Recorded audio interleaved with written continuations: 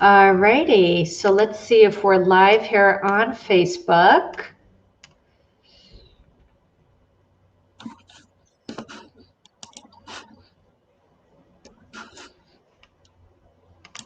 Okay.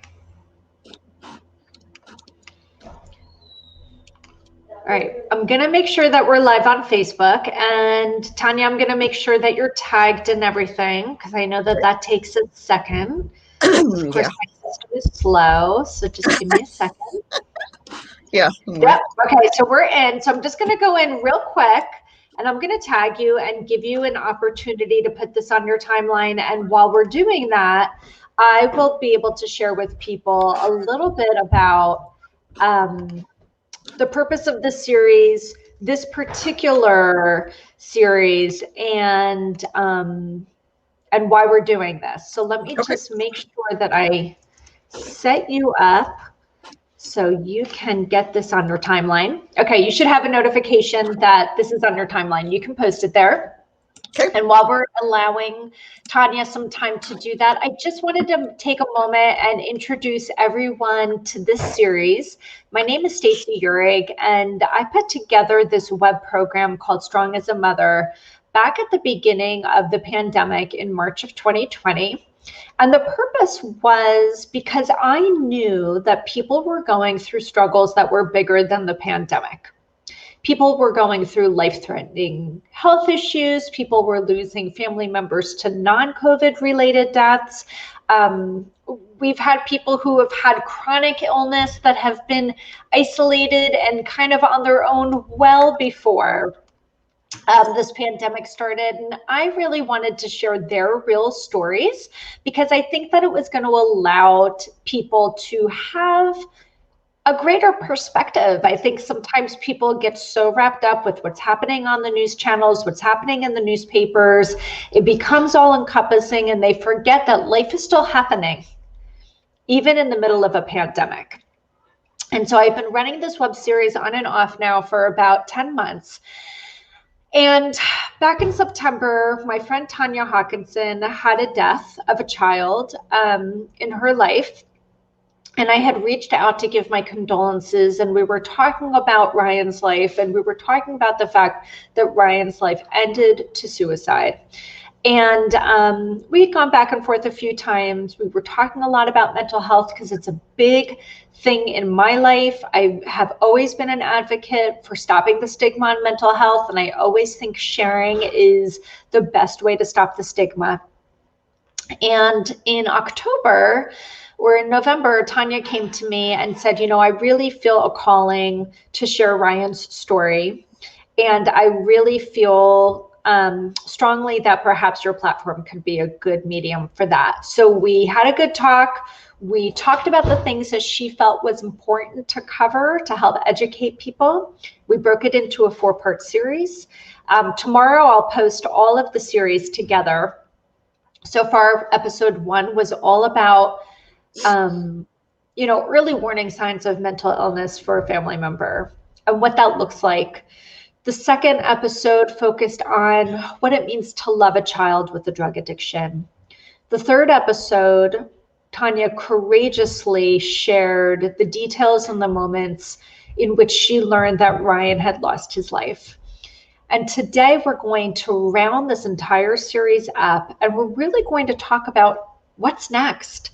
You know, how do you move forward? It's always hard to move forward when you've lost a loved one. It's especially hard to move forward in life when that loved one's a child. I think that there's another layer of complication on top of it when that child has lost his life to suicide. And so we're going to really talk about how, and if it is possible, really, to move forward and find peace. Is it possible to move forward with joy without having guilt? And also, how do we respect everybody's individual grieving process? Because I know that Tanja comes from a very large extended family. Ryan was one of many. There's lots of children, lots of grandchildren, aunts, uncles, cousins, nieces, nephews. How do we respect everybody's individual grieving process and not have judgment. So I want to welcome Tanja again for our fourth and final episode. How are you today? I'm good, Stacy. Thank you. I'm Good. really, again, I know I say it every time, but thank you for doing this so that we can open up about this and share with others. And Tanja, before we get started, I know that you had shared with me off broadcast that a lot of people have been reaching out to you as a result of this series. Can you share a little bit about what people have been reaching out to you about? Yeah, absolutely. A lot of what people are reaching out is just to say thank you, actually, for just sharing your story, because they have been touched by this in some way, or someone in their family or someone they loved did the same thing. Maybe a different method, but some of them are reaching out to just say, you've given me the strength to actually talk about it. And that's what we are after, Why do is you to think get it's people. so difficult? What do you think is the reason why it's so difficult for parents to talk about losing a child to suicide? Um, I know from my side and my point of view, the most difficult thing that I've encountered is, you talk about them committing suicide and you think one of the first things is, oh my God, I'm so ashamed of this.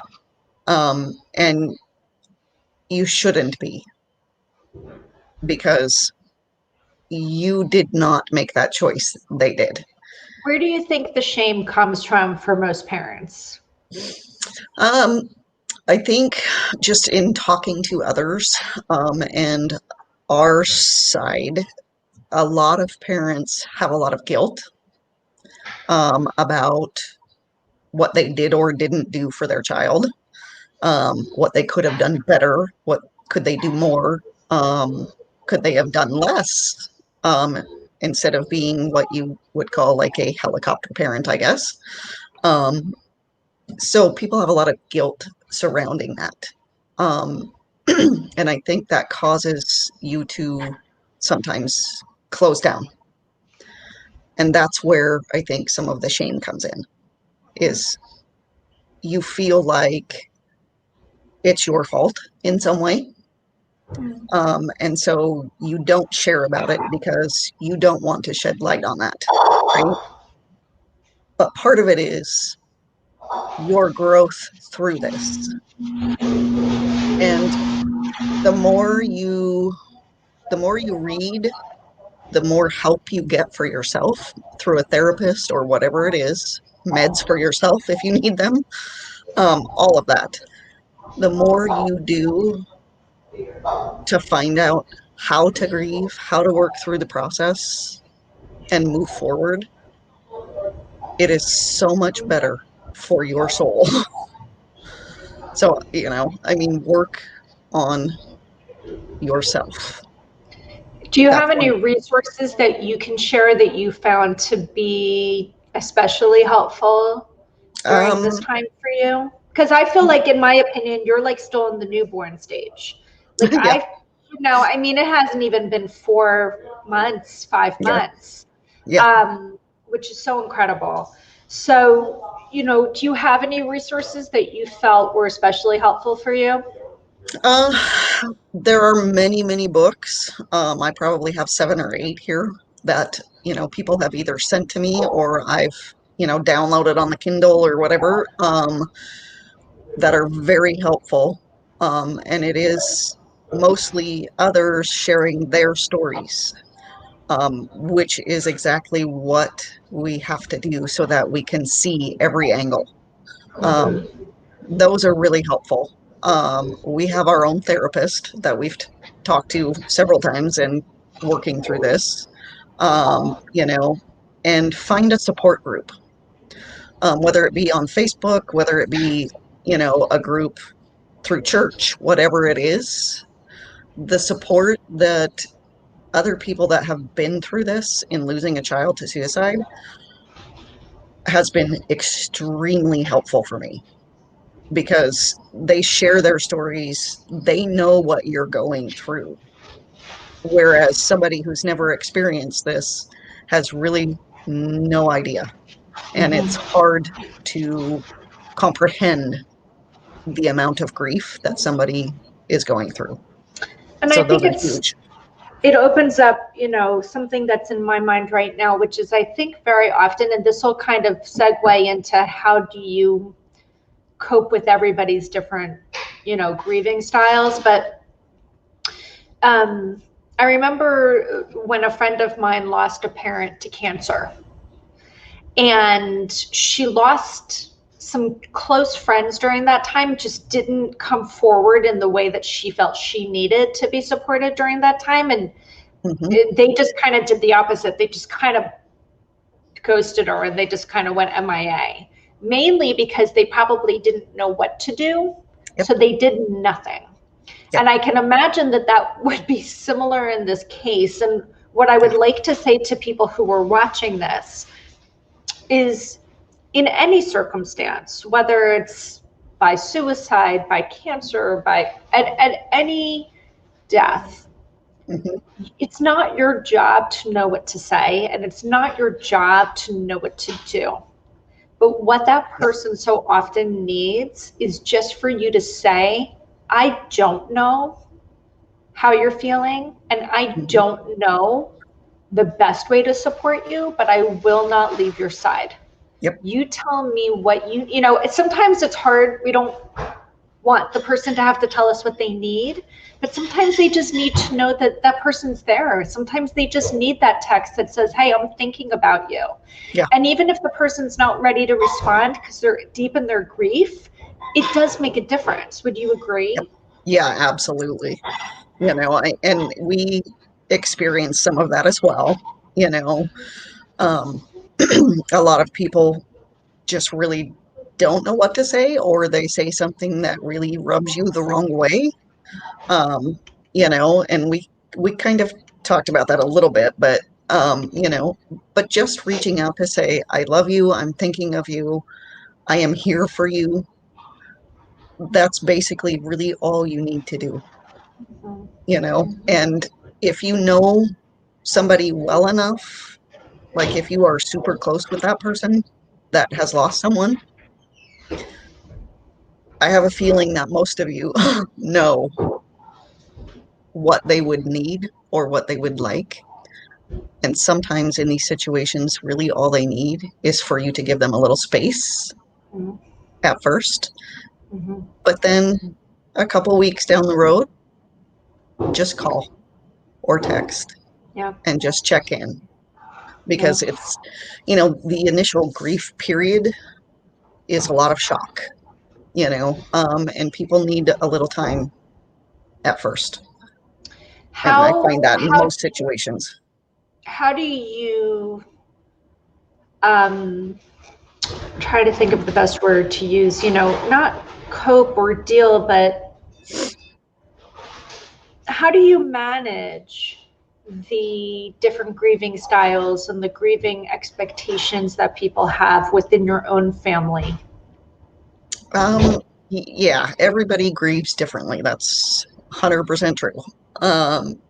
Whereas I find myself trying to work through this more than most. Like, I'm much more, we talked about it before, I can put it in a box, and when I need to work through, I pull that out. A lot of people shut down, and I think the biggest thing is to not put your expectations on them, because not everybody is like me and willing to talk about it and be out there and put your face out there and bring this out. They're not ready for that. I mean, and not everybody grieves in the same timeline. I mean, I have a dear girlfriend that her son did this 10 years ago. And we talked about it yesterday. And her brother is going through what we think is some delayed grieving, because he's lashing out now with blame. And sometimes it takes people years to get there, to work through it. You have to just don't put your expectations on them. Not everybody's like you. And you have to give everyone grace. Yeah. That is huge. When somebody has a really bad day, just hold their hand. Let them cry, let them scream, let them do whatever they need to do, because it's their grieving process, not yours. Right. Yeah. We just had a holiday. We just had Hmm. 3 holidays, Thanksgiving, Christmas, New Year's. Hmm. It's typically a joyful time for people. Obviously, this was a very challenging year for a lot of people because of the pandemic with the holidays, but Yeah. obviously, especially for somebody who's lost a loved one, it kind of brings me into this concept of how do you find joy in moments without guilt. So how did you cope through this last holiday season, and how, and can you, I don't even want to assume that you are able to find moments of joy without guilt? Yeah. It is hard, because that loved one that you're missing isn't there to experience it. And that's painful. Uh, you know, but the thing that I really try to remember is they didn't do this to hurt you. So keeping that in your head is helpful. And that they would not want you to be sad through this. Of course, grief is grief. It happens. It comes in waves, and I'm not going to say we didn't cry over the holidays. I'm not going to say we didn't, lose sleep. I'm not going to say I didn't drink too much wine. Don't recommend that, by the way. Uh, I you think that know, was a lot of people this year. yeah, exactly. Um, you know, but you have to find those moments of joy. I got to tell you, the grandkids are super helpful because they are quite a light. Their joy at Christmas is especially innocent and amazing. Mm-hmm. So that is a huge factor for us. Um, you know, but just remember they didn't do it to hurt you. And remember, I'm 99.9% positive they wouldn't want you to be sad through the holidays. And to that point, when you say, they don't do it to hurt you, can you almost finish that sentence by saying they do it because they're seeking peace within themselves? Absolutely. Yep. I know for Ryan, we talked about this last time, but he struggled a lot with, you know, depression, anxiety, undiagnosed, of course, because he wouldn't get help. Mm-hmm. Um, and for me, when he did this, there was that sense of relief, and it was more relief for him Mm. because he's no longer in pain, he's no longer struggling, you know, and that is also helpful to get through, I you think know. that phrase, that sentiment, is the linchpin to it all. I Hmm. think that there is a sense of guilt that comes from parents or any family member when they feel a sense of relief when someone has passed. But you said it well when you said it's relief for them. Hmm. There's never relief when you lose a family member yourself. No, no. But if you've ever had a family member who has mental illness, who is walking outside of peace in anything opposite of peace, that is constantly in harm's way, is constantly sharing with you in so many different ways that this is not where they want to be. Yep. Yep. It's a very complicated, and you and I have talked about it off broadcast a number of times. I have had different experiences with this in my life, all the way back to my grandmother, and I bring it up because people don't think about that. Yep. It's not regulated to a young adult. My grandmother was very, very, very depressed. She had severe mental illness. She tried a lot of different things. She attempted a lot of different things. It's a difficult thing to discuss, but again, if we don't discuss it, then we're stimulating the stigma, and our job here is to stop the stigma, right? Yep. Stop the shame, stop the guilt. So crazy. Stop the guilt, stop the shame. I know you had told me you were going to, prior to the holiday, find a special way to honor Ryan. Were you able to do that?